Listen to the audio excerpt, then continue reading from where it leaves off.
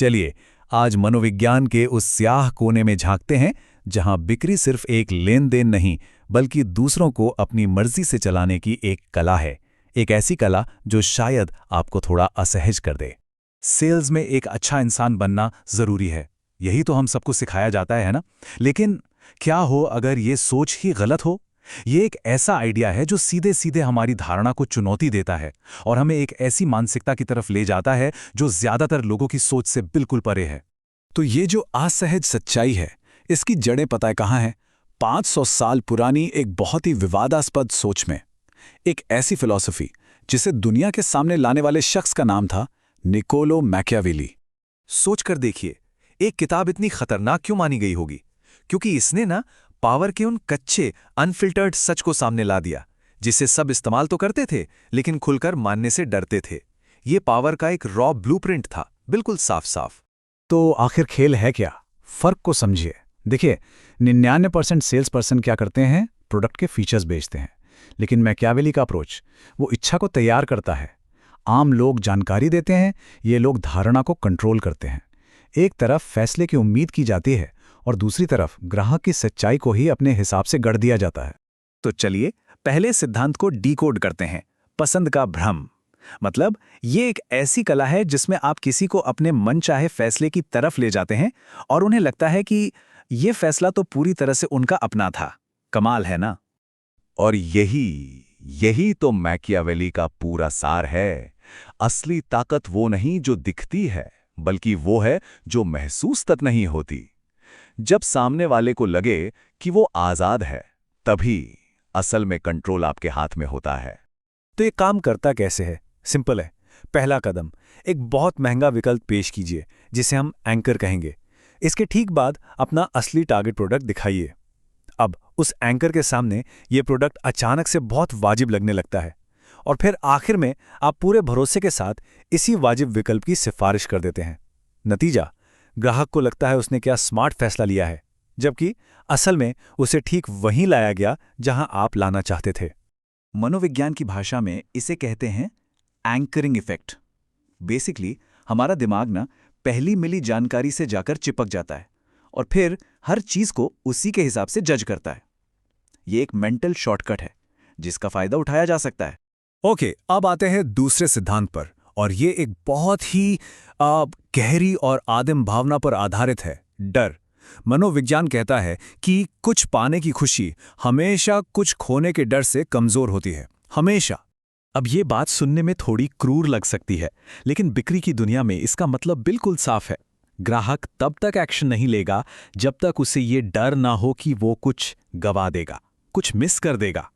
तो ये तात्कालिकता पैदा कैसे की जाती है? इसके 3 क्लासिक तरीके हैं। पहला, कमी दिखाइए। बस 2 ही पीस बचे हैं, चाहे ये सच हो या ना हो। दूसरा, सोशल प्रूफ का इस्तेमाल कीजिए। आज सुबह ही एक ग्राहक 2 ले गया, FOMO। और तीसरा, एक डेडलाइन तय कर दीजिए, कल से कीमत बढ़ने वाली है। बूम। इस दृष्टिकोण की प्रतिभा देखिए। इस्तेमाल तो डर का हो रहा है, लेकिन इसे ग्राहक की देखभाल की पर्दे में छिपाया गया है।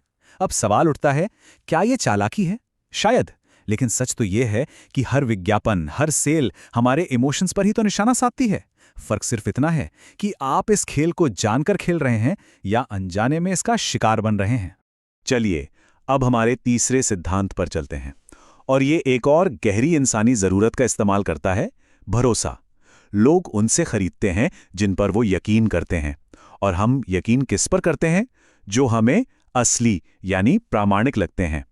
इसका मतलब ये बिल्कुल नहीं है कि झूठा बनना है, नहीं।